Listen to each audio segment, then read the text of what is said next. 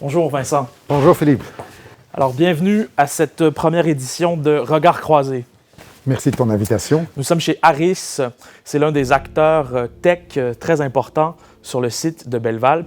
Mais on est aussi ici parce qu'on a une vue imprenable sur le chantier du Central Square. Peut-être que vous pouvez nous expliquer d'abord Central Square, qui fait partie du Square Mile, quelle place ce site occupe dans la totalité de Belleval. Justement, la totalité de Belleval, il faut un peu reprendre l'hélicoptère et voir Belleval d'en haut, 120 hectares. Et on a découpé Belleval en différents quartiers. Chaque quartier a son identité. On a la terrasse des Hauts-Fourneaux, avec les Hauts-Fourneaux. On a Belleval Nord, vivre dans la nature. Belleval Sud, un quartier de famille. Et au centre se trouve le Square Mile. On a opté pour avoir un mixte des fonctions, 50% logement, 50% bureaux, commerce et autres activités. Et donc, le Square Mile, c'est un quartier très dense. Et au centre, il y a le Central Square. C'est là où la vie sociale va naître, où les gens vont venir se ressourcer parce qu'il y aura du commerce, il y aura des restaurants, il y aura des activités musicales. C'est vraiment le cœur où la vie va naître, la vie des Bellevaliens va commencer. Alors ici, il y avait une vie industrielle foisonnante il y a quelques années. Il faut imaginer le défi technique, le défi créatif aussi que ça a représenté d'imaginer la transformation des friches industrielles, un défi pour les architectes notamment. Oui, justement, c'est un défi. On doit toujours garder les traces du passé parce qu'il nous faut des racines. L'homme a besoin de racines. Et donc, ici, il faut s'imaginer, c'était l'agglomération. Donc l'agglomération, c'était une usine en elle-même dans laquelle on agglomérait le minerai et le charbon pour en faire des pellets pour aller les faire fondre dans le Haut-Fourneau. Donc c'était des installations énormes et entre autres, aujourd'hui, il nous reste ces deux grands bassins qui sont quasi au centre du dispositif de Belleval.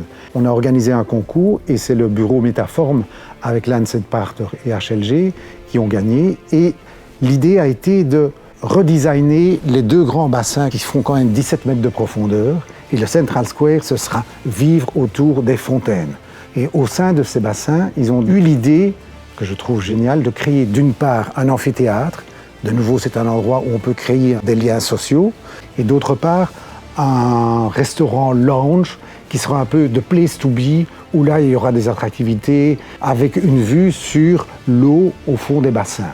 Donc, du côté sud, l'amphithéâtre, au nord, le restaurant, et les deux bassins sont reliés par un concept de boucle. Il y a toute une symbolique là derrière. C'est le symbole de l'infini. Oui, c'est comme le site industriel ici. Au départ, c'était la nature. Pendant un siècle, ça a été le siècle de la sidérurgie.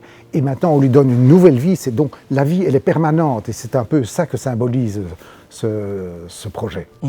Alors, un peu plus à l'ouest, il y a 3 autres grands projets qui sont en cours de construction.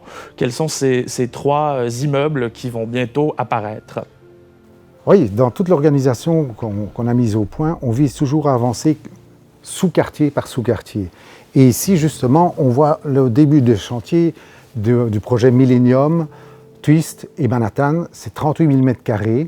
38 000 m², ça représente à peu près 400 habitants, plus les services et les bureaux qui sont au rez-de-chaussée. Et l'humain est au centre de ce projet-là. Bon, c'est mixte, hein? Il y a des bureaux, des commerces, mais l'habitant, l'humain est vraiment le cœur de ces 3 projets-là. Quand vous redéveloppez un site d'une telle importance, vous êtes obligé. Vous ne le faites pas pour vous, vous ne le faites pas pour de l'argent, vous le faites d'abord dans un but de dimension humaine, parce que c'est l'humain qui va donner la vie à votre projet. Et donc ici, on a voulu développer ces 38 000 m², 400 habitants, tout type confondu. Et quand je dis tout type confondu, on attache énormément d'importance à pouvoir offrir du logement aussi bien aux familles, aux personnes isolées, aux personnes âgées, aux plus jeunes, aux débutants dans la vie, en leur donnant toute une panoplie de logements différents. Il y a du logement pour les familles, il y a du logement studio, mais aussi du logement partagé, il y a des bureaux partagés. Et donc on a toute une typologie parce qu'on a voulu que chacun puisse trouver sa place à travers ces 3 projets. Alors, est-ce qu'on peut dire qu'Agora, avec ce genre de projet, veut un peu bousculer les codes? Bousculer, c'est peut-être un grand mot, mais c'est nécessaire de voir d'où on vient et où on va. Et donc, je dirais, la mémoire du passé dans un écrin urbain dynamique et contemporain. Et vous êtes là, Vincent, presque depuis le début de la reconversion de Belleval, en portant un regard sur le travail accompli. J'ai envie de vous demander, quelle est la prochaine étape? Comment envisagez-vous l'avenir? Oui, depuis le début. Belleval, c'est déjà 20 ans d'existence. Et on a toujours évolué de projet en projet. Et donc, le projet suivant, parce que Belleval, on arrive au terme dans les années 2027, le nouveau quartier que l'on développe maintenant, c'est le quartier Alzette, qui est ici à vol d'oiseau à 2 km. Et donc là, c'est une nouvelle approche, beaucoup plus participative encore, et un nouveau challenge qui nous attend. Et à titre personnel, donc, qu'est-ce que vous en retenez de cette aventure? Qu'est-ce que Vincent Delviche, l'homme, retient? De quoi est-il le plus fier? C'est un projet très enrichissant. Et quand je rentre du bureau, que je me promène le week-end ou quoi, et que je vois des gens qui vivent sur Belleval. Quand j'ai les gens qui me disent « à Belleval, on trouve tout ». Et c'est vraiment un cadre de vie idéal. C'est vraiment un beau message qu'on a envie d'entendre.